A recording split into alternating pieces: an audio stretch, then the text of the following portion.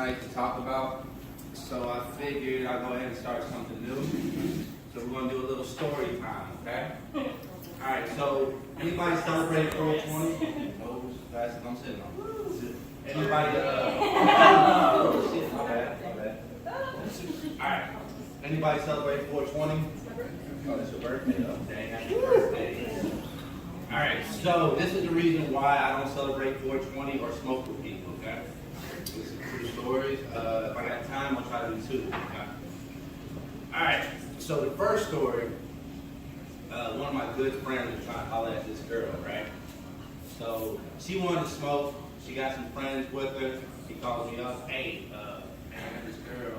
She got some friends. We just need a place to smoke. Can we come over to your house? I was like, all right, yeah. We can do that. In my head, I was like, man, Yo's about to get some play, you know? So they came over, and it was another couple, you know? So yeah, Yo was not getting any play. It was him and his old friend to hand, and yeah. So they brought their weed.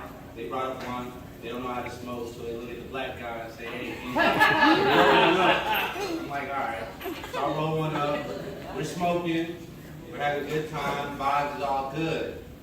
Next thing I know, like music is playing, but I hear somebody talking, like really close to me, and I see that the girl that my friend brought over, you know, she's in the closet talking.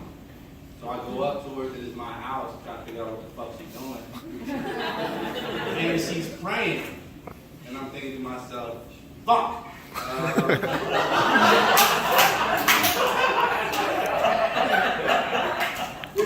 So I go up to her and say, hey, everything okay? You all right? And then she starts praying louder. All right. So what I do, I go to the boyfriend, I like look at him and say, hey, you need to go handle that. So he goes over there trying to comfort her, trying to, you know, make her feel good. And the next thing I know, I just hear her say rape. Real fucking loud in my house. She dropped down to the ground. Y'all remember that girl from The Exorcist while she's walking down the stairs? She's not doing that, but she's like sliding her back across the floor and shit, and just screaming rape over and over, right? I don't know what to do. I'm a little young buck, so I'm trying to figure out what's going on. Go outside and think, right? Go outside and think real quick. I'm trying to make sure she's not that loud. So when I go outside, I notice that my friend, you know, that brought the people over, his car is gone. So I call him up. I'm like, bro, where the fuck are you at? Man, that looked like a crime scene.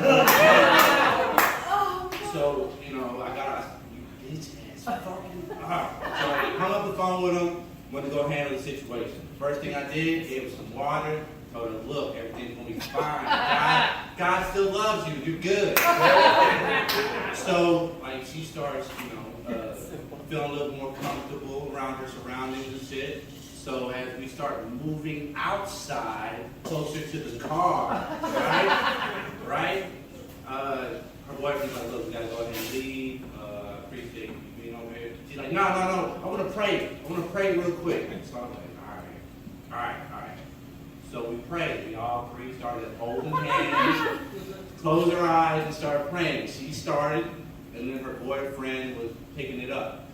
When she stopped praying, she started looking at me and said, you're not believing. I was like, come on, God, you got me, right? You got me. And so, you know, the boyfriend's finishing up the prayer, like, in Jesus' name, amen. Once that happened, she fell straight to the ground. So we no longer have a person that we can talk to. We have like a fucking dead body, right? We got what to do with it.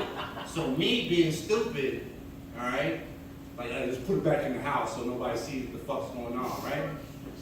So we did that, all right? I'm gonna go ahead and finish up the story where the boyfriend called his sister, and she acted like the mom real quick, right? She started telling like, hey, why did you get her to smoke and blah blah blah?